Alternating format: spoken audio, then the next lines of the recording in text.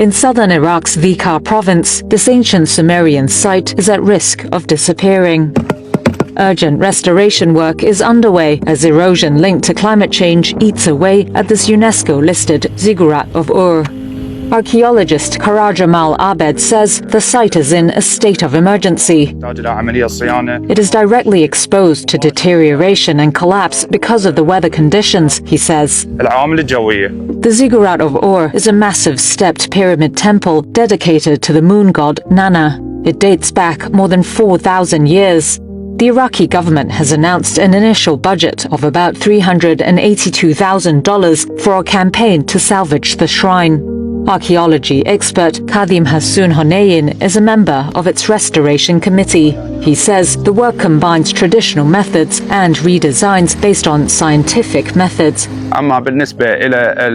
the paving bricks, a sample was taken from the ziggurat, and a replica of the original was made, containing the same chemical materials and physical properties. Regarding the mud, it was handmade on site in Ur, and the clay was taken from an environment similar to that of the Ur ancient city.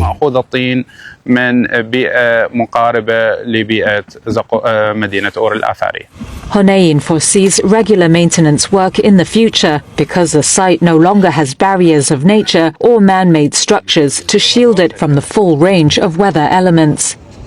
After decades of war, Iraq now faces the challenge of climate change. It's altering the country's whole ecosystem, not only putting its agricultural future at risk, but also endangering its historical footprint.